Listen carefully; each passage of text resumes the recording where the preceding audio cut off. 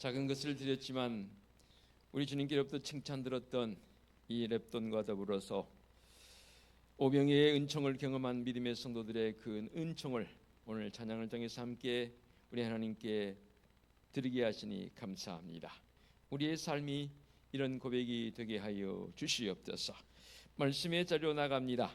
성령 하나님 이 시간도 임재하사 강한 바람처럼 세미한 음성으로 말씀하여 주옵소서. 예수 그리스도의 이름으로 기도하옵나이다. 아멘. 6월 환경의 달을 보내면서 벌써 6월 세 번째 주일이 되었습니다. 그간 5월 전 4월 말까지 해서 창세기의 말씀을 함께 우리가 나눴었는데요. 4월 말쯤 마무리되었던 그 말씀이 연장선상에서 오늘 말씀을 여러분 생각하시면 좋을 것 같습니다. 아브라함과 더불어서 이삭, 야곱에 이어서 오늘은 요셉의 이야기 속으로 들어가 보겠습니다. 요셉은 꿈의 사람이었습니다. 그가 17살 때부터 꿈을 꾸기 시작했고 그 꿈으로 말미암아 하나님의 구속사가 이루어져가는 그 자리에 현장 속에 참여한 사람이 바로 이 요셉이란 인물입니다. 자기에게 주었던 이 꿈에 대해서 요셉은 결코 잊지 않았고 의심하지도 않았고 절대로 버리지도 않았던 꿈의 사람 요셉. 꿈을 붙들고 있는 그런 삶이었지만 그에게 주어진 인생의 여정은 젊은 날의 이 여정은 그렇게 화려함만 있지 않았습니다. 참으로 고난에 이은 고통의 모습도 그에게 주어지는 것을 보게 됩니다.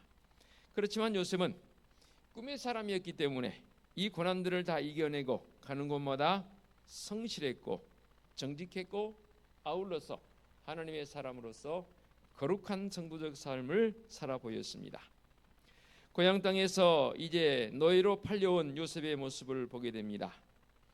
그런 노예로 팔려온 자신의 모습이었지만 요셉은 결코 자신의 인생에 대해서 낙담하거나 한탄하지 않았습니다. 절망하지 않았습니다. 좌절하지 않았습니다. 그럴 수 있는 이유가 무엇이었을까요? 바로 그것은 꿈이었습니다. 요셉은 일찍부터 그 꿈들을 끝까지 붙들고 날마다 성실하게 최선을 다하는 삶을 살아가는 놀라운 믿음의 사람이었습니다. 그래서 요셉은 꿈 때문에 형들의 시기를 받아서 결국 애굽으로 팔려가게 됩니다. 애굽 왕 바로의 친위 제장인 보디발 그의 집으로 사실 노예로 팔려갔지요. 그런데 요셉은 그 집에서도 얼마나 성실했는지 이 보디발 장군이 요셉을 자기 집의 가정 총무로 삼을 정도입니다. 그리고는 보디발이 자기 소유의 전부를 다 요셉의 손에 위탁하고 요셉이 그 모든 것을 다 주관하도록 맡겨주는 놀라운 은혜를 경험합니다. 이렇게 요셉이 가정 총무로서 그 모든 역할을 잘 감당하니까 하나님께서 요셉을 위해서 보디발의 집에 큰 복을 내려주셨고 그 집은 요셉으로 말미암아 하나님께서 요셉을 통해서 크게 번성하게 되는 그 은혜를 경험하게 됩니다. 그래서 오늘 말씀에서도 분명하게 그렇게 표현을 했습니다. 요셉으로 인해서 여호와께서 그 집에 복을 내렸다라고 했지 않습니까? 5절에 보니까 그가 요셉에게 자기의 집과 그 모든 소유를 주관하게 한 때부터 여호와께서 요셉을 위하여 그 애굽 사람의 집에 복을 내리심으로 여호와의 복이 그의 집과 밭에 있는 모든 소유에게 미친지라 하고 있습니다. 놀라운 은혜입니다. 하나님의 사람이 한 사람이 그것에 심겨지니까 그를 통해서 비록 이방 사람이지만 하나님을 알지 못한 사람이지만 그의 가정에 이렇게 모든 것에 하나님의 복이 임하는 것을 보게 됩니다. 이렇게 아름다운 역사를 이루가며 잘 살아가고 있는데 그 집 주인 보디발의 아내가 문제입니다. 이 여인은 아주 음심이 가득한 사람이었습니다. 요셉이 용모가 아름다웠다 했지 않습니까? 6절 하반절에 보니까 요셉은 용모가 빼어나고 아름다웠더라 하고 했습니다. 사실 남자에게는 이 아름다웠더라는 표현이 잘 적용되지 않지요. 이 아름다움은 주로 여성들에게 많이 적용되어집니다. 남자들에게는 이 아름다움 대신에 뭐라고 표현하나요? 멋있다. 야, 참 멋있다.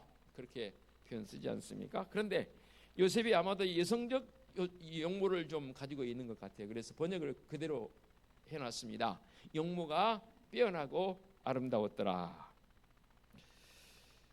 이런 요셉의 외모 때문이었을까요? 아니, 저는 그래요. 외모도 외모지만 요셉의 삶의 성실함 때문이었을지도 모릅니다. 그 요셉이 이제 가정총무로서 역할을 감당해 나갈 때 보디발의 아내가 요셉의 이 외모에 또는 그의 삶의 모습에 폭 빠지고 말았습니다. 그래서 유혹을 합니다. 그렇지만 요셉은 그 유혹을 이렇게 말하며 단호하게 거절하지요. 오늘 본문 이하에 있는 8절로 9절의 말씀을 통해서는 내 주인이 집안의 모든 일을 내 손에 위탁하고 아무것도 금하지 아니하였어도 금한 것은 당신뿐이니 당신은 그분의 아내 아닙니까? 그런즉 내가 어찌하여 이 큰 악을 행하여 하나님께 죄를 짓겠습니까? 좀 제 편한 식으로 번역을 해봤습니다. 이쯤 되어지면 물러나야죠. 그렇죠? 정상적인 사람이라면. 그런데 보디발의 아내는 그렇지 않았습니다. 10절에 보니까 날마다 동침하자고 요구를 했습니다. 그러나 요셉은 절대로 그 유혹에 넘어가지 않았고 함께 있지도 않았습니다. 하나님께 주신 이 거룩한 꿈 때문이었기 때문이었고 하나님의 그 위엄 앞에, 하나님의 그 거룩함 앞에 요셉은 늘 살아가고 있었거든요. 그런데 이 여인이 정말로 집요하게 다가옵니다. 7절에 보니까 처음 동침하자는 요청이 7절에 기록이 되었고요. 10절에서는 이제는 날마다 요셉에게 청하였다라고 했고요. 11절에서는 그것을 행동으로 이제 비로소 옮기게 됩니다. 말로만 하던 게 11절에 보니까 구체적으로 행동에 옮기게 됩니다.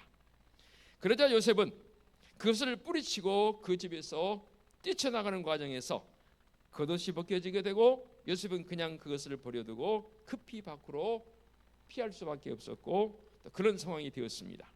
그런데 이렇게 자기 뜻을 이루지 못하자 이 여인은 갑자기 태도가 돌변합니다. 그리고 요셉을 모함합니다. 자기 배 사람들을 불러서 저 히브리 사람이 나를 희롱하고 나와 동침하자고 하여서 내가 소리를 질렀더니 그가 자기 옷을 버려두고 도망했다라고 오히려 상황을 바꾸어서 말합니다. 모함하지요. 그러자 주인이 돌아왔을 때 똑같이 당신이 데려온 저 히브리 종이 나를 희롱하려 하여서 내가 소리 질렀더니 그가 옷을 버려두고 도망했다라고 재차 모함하지 않습니까? 이 말을 들은 보디발은 자기 아내의 말만 믿고서 심히 노했고 결국 요셉을 왕의 죄수들을 가두는 감옥에 가둬버리고 맙니다. 이 일련의 과정들이 창세기 39장 오늘 본문에 들어있는 이 본문 속에 들어있지요. 요셉의 삶에 있어서 너무나 귀한 표현이 등장하는데 한 번도 아니라 무려 4번이나 등장하는 등의 표현이 있습니다. 한번 더 깊이 살펴보고 또 그 후에 말씀 은혜 나누겠습니다. 먼저 첫 번째 2절 오늘 본문입니다. 여호와께서 요셉과 함께 하심으로 그가 형통한 자가 되어 라고 했습니다. 여호와께서 요셉과 함께 하심으로 라는 표현이요. 3절에 나옵니다. 그의 주인이 여호와께서 그와 함께 하심을 보고 라고 했습니다. 여기서 그는 요셉을 말하게 되죠. 이 2절에서 언급되어진 상황은 지금 여호와께서 함께 하셨다는 이 속에서 아직은 하나님께서 요셉과 하시는 그 모습 속에서 이미 지금 유혹되기 전이니까 그래도 이 상황은 괜찮습니다. 그런데 심지어 주인마저도 3절에 보니까 여호와께서 요셉과 함께 하심을 보았다라고 했습니다. 하나님께서 요셉과 함께 하심으로 요셉이 형통한 자가 되었다 했거든요. 여쭙겠습니다. 노예인데 지금 형통한 모습입니까? 우리가 생각하고 있는 형통은 뭡니까? 최소한 노예는 아니야죠. 그런데 성경에 분명하게 노예 신분이 있는데도 그를 향해서 형통했다고 말하거든요. 우리가 생각하고 있는 지금의 형통의 과정과는 너무나 다르지 않습니까? 모함받기 전의 모습일지라도 현재 요셉의 신분은 노예란 말이에요. 그런데 그는 그를 향해서 형통했다 말한다? 어떻게 보기에는 앞뒤 문맥이 안 맞는 듯한 그런 뉘앙스를 가지고 있지 않습니까? 좀 전에 언급했던 2절 3절 요셉이 모함받기 전입니다. 그런데요, 더 놀라운 일은 조금 전에 어떻게 표현했습니다. 요셉과 하나님께서 함께 하시니 형통했는데 그 요셉과 함께함을 통해서 득을 본 사람이 있습니다. 누굽니까? 지금 말씀 속에 등장하는 보디발의 가정입니다. 요셉 당사자뿐만 아니라 요셉의 주인도 여호와께서 요셉과 함께 하시고 또 여호와께서 요셉의 범사에 형통하게 하시는 것을 보았다라고 했습니다. 대단한 모습입니다. 그 다음에 이제 21절로 넘어갑니다. 오늘 본문이 아닌 그 위에 있는 21절 보겠습니다. 여호와께서 요셉과 함께 하시고 라는 표현이 또 등장합니다. 한 군데 더 나옵니다. 23절. 간수장은 그의 손에 맡긴 것을 무엇인지 살펴보지 아니하였으니 이는 여호와께서 요셉과 함께 하심이라. 하나님께서 요셉과 함께 했단 말이 이 39장 짧은 이 한 장에 무려 4번이나 등장을 합니다. 이 구절은 창세기 39장의 총체적 어떠한 결론적 부분이라 해도 과언이 아니지 않겠습니까? 하나님께서 요셉과 함께 하심으로 다른 사람에게도 은혜를 입게 하셨고 그 결과 요셉은 범사의 모든 일에 형통하게 되었다라는 결론입니다. 성경에 똑같은 표현이 계속 나오면 그것은 그만큼 중요한 것 아니겠습니까? 감옥 안에서 성실했고 결코 꿈을 잃지 않았던 요셉은 감옥에 함께 갇혀있던 술 맡은 관원장, 떡 굽는 관원장의 꿈을 해석해 줌으로써 애굽왕 바로 앞에 설 기회를 얻게 되고 그 후에는 애굽왕 바로의 꿈까지 해석해 줌으로 요셉은 그 바로 왕의 꿈을 해석해 줌을 통해서 결국 적합한 사람으로 인정되어져서 요셉은 애굽의 총리에까지 이르게 됩니다. 자, 우리 한번 요셉의 그동안 총리 되기 전까지의 과정을 한번 간략하게 요약해 보십시다. 17살 때 꿈을 꿨습니다. 그 꿈 2가지 아시지요? 곡식단이 자기에게 절하는 꿈, 해와 달과 11별이 자기에게 절하는 꿈. 이 꿈으로 말미암아 결국 요셉은 팔려가고 말았습니다.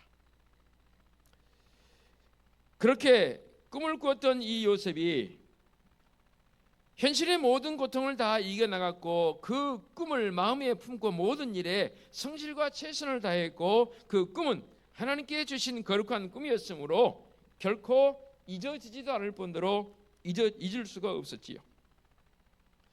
마침내 애굽의 모든 것을 다스리는 총리가 되기 전까지의 요셉의 모습 말입니다. 그렇게 요셉을 요셉되게 한 것은 그가 한시도 잊지 않았던 꿈이었습니다.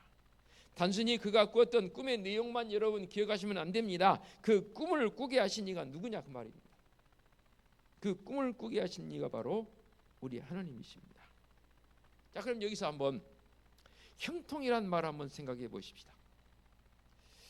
형통이란 아무 일도 없이 아무 문제도 없이 그저 편안한 삶을 살게 하는 게 형통입니까? 그런 것은 형통이 아닙니다.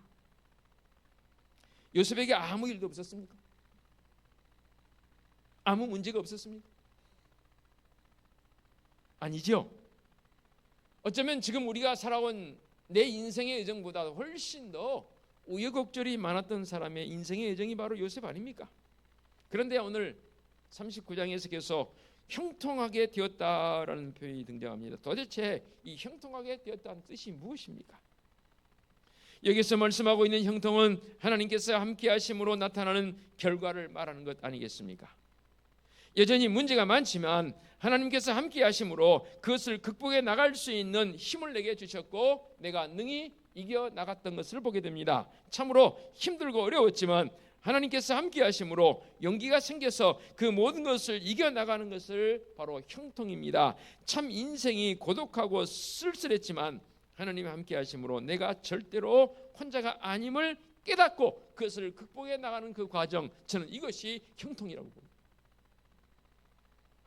사람들은 자꾸만 감나무 아래에 누워서 감이 떨어지기만을 기다리고 있는, 그리고 그 감이 떨어졌을 때 이게 내게 주신 복이다, 형통이다라고 생각하는 사람이 대부분이니까. 하나님께서 나와 함께 하신다는 이 믿음이 왜 중요하냐면, 하나님이 나와 함께 하실 때 그 믿음이 생기게 되면 첫째로 내 안에 아주 깊은 신뢰감이 생깁니다. 주보 1면 하단에 제가 요약해서 기록해놨습니다. 참고하시면 좋겠습니다.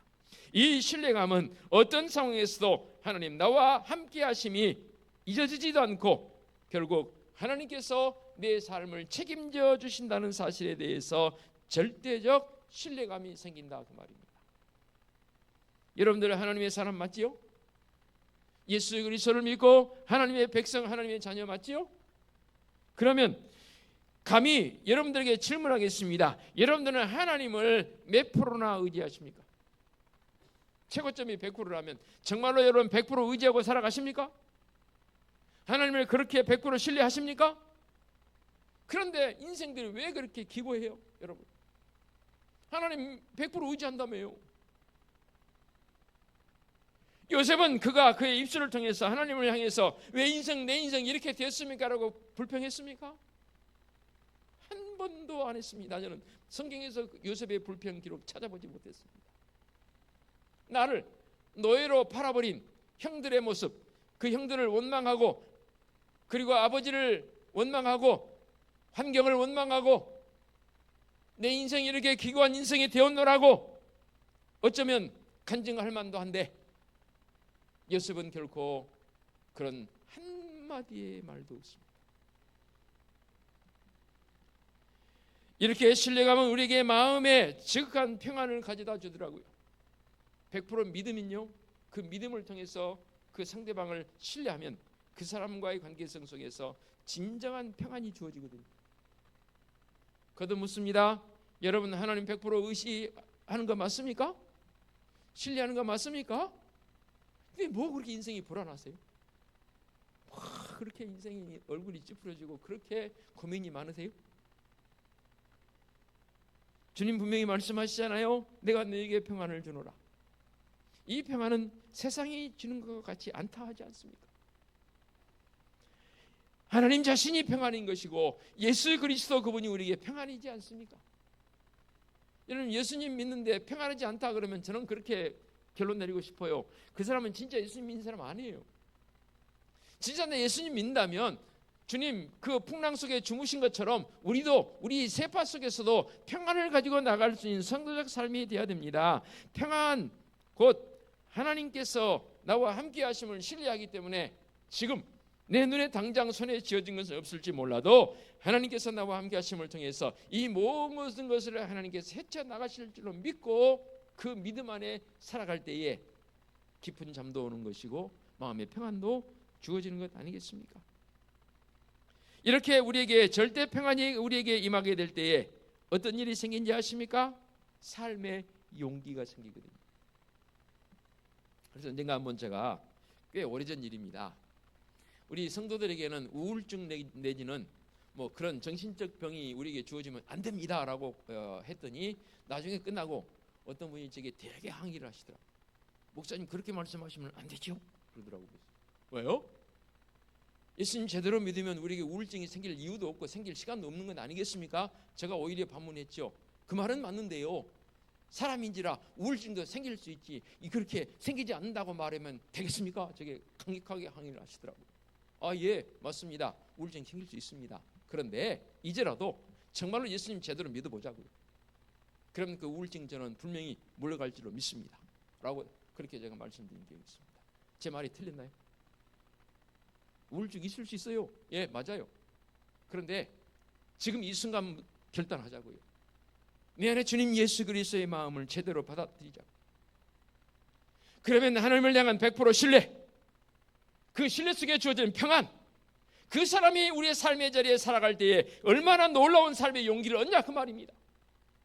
내가 의지적으로 용기를 가지해서 얻은 용기가 아닙니다. 하나님 나와 함께 하실 때 100% 신뢰할 때에 평안을 통해서 주어지게 되면 삶의 역동성, 용기가 생기더라 그 말입니다. 저 그렇게 살아보고 있습니다. 살아보이지더라고요. 하나님 함께 하심으로 형통하게 되었더란 이 말씀, 이 요셉의 인생 공식으로 저는 인정하고 싶어요. 요셉의 인생 공식으로만 인정하지 마시고 내 인생의 인생 공식으로 한번 바꿔보자고요. 그렇게 받아들여 보자고요. 주와 하단에 기록된 게 세 가지 다시 한번 반복합니다. 하나님은 함께 하심으로 형통의 모습이 요셉에게 주어지게 되는데 그 요셉의 모습을 구체적으로 살펴보니까 그에는 철저한 하나님 신뢰하는 사람. 둘째는 뭐였어요? 신뢰했더니 평안을 더해 주셨습니다. 평안을 더한 사람은 삶에 뭐가 생긴다고요? 용기가 생기는 거예요. 주어에 기록한 우리 예화 한번 읽고 말씀 마치십시다. 평소에 많이 들었던 예화입니다. 그런데 제 방식으로 한번 제가 각색을 약간 해서 실어봤습니다. 그대로 읽겠습니다. 전문 함께 생각하기 주보 1면 보시기 바랍니다. 어느 날 밤 한 성도님이 꿈을 꾸었습니다. 그 꿈은 주님과 함께 해변을 걷고 있는 꿈이었습니다. 그 꿈속에서 하늘 저편에 자신의 인생의 장면들이 번쩍이며 비치기 시작했습니다. 한 장면이 지나갈 때마다 그 모래 위에 두 쌍의 발자국이 보였습니다. 하나는 자기의 것, 하나는 주님의 것이었습니다. 위안이 되고 힘이 되었습니다. 그런데 인생의 마지막 장면이 비쳤을 때 그 모래 위의 발자국은 하나밖에 없었습니다. 그때는 자기 인생에 가장 힘들고 어렵고 눈물을 많이 흘렸던 때라는 것을 알게 되었습니다. 그 사실이 마음에 걸려 주님께 물었습니다. 주님, 늘 저와 함께 하신다고 약속하셨으면서 왜 이때는 발자국이 하나밖에 없습니까? 주님, 어디에 계셨습니까? 그 힘든 때에 왜 주님께서는 저와 함께 해주지 않으셨습니까? 우리 주님께서 다정한 목소리로 대답해 주셨습니다. 아니다, 나의 소중하고 소중한 아들아, 나는 너를 결코 떠나지 않았단다. 그 고난의 시절에 내가 너를 업고 걸었기 때문이란다. 여러분, 이 예화 영상으로도 나와 있고 많이 들었던 예화입니다. 그렇지만 제가 용기를 내서 한 번 더 실었습니다. 지금 이 순간도 하나님 나와 함께 하십니다. 아멘. 여기 한 분밖에 안 하네요. 한 번 더 제가 강요하겠습니다. 하나님 나와 함께 하신 줄로 믿습니다. 예. 그러면 우리에게는 놀라운 신뢰적 모습을 통해서 우리에게 주신 주님의 평안이 있습니다. 그 평안을 가지고 오늘도 내일도 주님 나를 부르시는 그날까지 내 인생의 여정 속에서 요셉의 인생 공식이었던 하나님 나와 함께 하심으로 형통하게 되었다는 이 놀라운 삶의 용기, 역동성을 잊지 마시고 믿음의 성도를 굳건히 살아가는 결단이 있어지시기를 부탁을 드리겠습니다. 기도하겠습니다. 하나님 아버지 감사합니다. 범사에 우리 하나님 요셉과 함께 하셨던 그 모습이 요셉은 인생 공식으로서의 모습으로 고백했습니다. 그렇습니다. 요셉만 고백한 게 아니라 오늘 사는 나도 우리도 하나님 나와 함께 하심으로 온전한 형통의 모습을 경험할 수 있는 복된 성들의 삶이 되게 하여 주시옵소서. 예수 그리스도의 이름으로 기도하옵나이다. 아멘.